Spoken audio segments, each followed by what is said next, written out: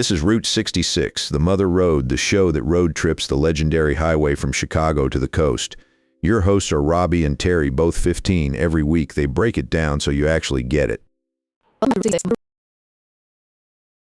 Road, the show that road trips the legendary highway from Chicago to the coast. I'm Terry. And I'm Robbie, and today we're pulling off the highway in Tucumcari, New Mexico to check in at one of the most iconic stops on all of Route 66, the Blue Swallow Motel. Which sounds like either a really charming roadside gem or a rejected superhero name. Definitely the first one. This little motel has been welcoming road trippers since 1939, making it older than your grandparents' record collection. 1939, that means it survived World War II, the rise of the interstate highway system, and approximately 1 million road trip arguments about who forgot the snacks. The interstate nearly killed it, honestly. When Interstate 40 bypassed old Route 66 towns in the 60s and 70s, motels like this one almost vanished completely. Like imagine building your whole business on a road, and then the government just builds a different road. Right? Tucumcari lost thousands of travelers practically overnight. At its peak, the town had something like 2,000 motel rooms for a population of under 10,000 people. 2,000 rooms for 10,000 people. That's basically the whole town was one giant hotel. Route 66 was that busy. Families, truckers, dreamers all rolling west toward California, stopping wherever the neon signs were prettiest. And the Blue Swallow's neon sign is genuinely one of the most photographed signs on the entire Mother Road. It's this gorgeous vintage turquoise sign with a swallow bird swooping across it, and it still glows every night like it's 1955. Which is the point. The Blue Swallow is basically a living time capsule. Each room still has its own little attached garage, which was a huge deal back in the day because travelers were terrified someone would steal their car overnight. That is so endearing. People drove across the country in their most prized possession and basically wanted to tuck it in bed next to them. The motel was originally built by a man named Huggins, but its most famous owner was a woman named Lillian Redman. Lillian ran the Blue Swallow for nearly 40 years, from 1958 all the way to 1998, and she became a legend herself.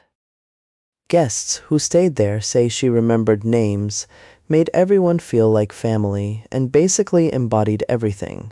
Route 66 stood for connection and hospitality. That's the thing about Route 66. It was never just a road, it was a whole culture of people taking care of strangers passing through. Steinbeck called it the Mother Road in the Grapes of Wrath, which is literally where our show gets its name, and the Blue Swallow is exactly what he meant. Families fleeing the Dust Bowl in the 30s, then post-war families chasing the American dream in the 50s. Everyone moved along this road. And stopped at places exactly like this one, where someone handed you a key, pointed at your little garage, and said, "Welcome." Okay, but let's talk about the building itself because architecturally it's a treasure. It's a classic U-shaped motor court style, which is this design where the rooms wrap around a central courtyard so guests could park right outside their door. Super practical and also just really cozy looking, like a little community of travelers all staying in one place for one night. The whole property is on the National Register of Historic Places, which means it's officially recognized as worth protecting forever. Earned. You can't just bulldoze 80 plus years of American road history. Fortunately, the current owners, Kevin and Nancy Mueller, have been restoring it with serious care since 2011. They kept the vintage phones, the original furniture, the classic look, everything that makes it feel like stepping into a photograph. And travelers still come for that. Route 66 tourism has actually grown in recent decades as people go looking for the America that used to exist alongside the big highways.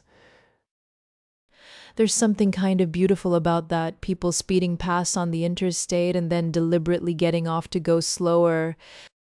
The Blue Swallow sits right on old Route 66, which in Tucumcari is called Route 66 Boulevard now, and you can walk to several other classic businesses from the parking lot. It's like the town preserved itself in amber, just waiting for everyone to realize what they were missing. Tucumcari has leaned all the way into it too. Murals everywhere, restored neon signs, whole blocks dedicated to keeping the Mother Road alive.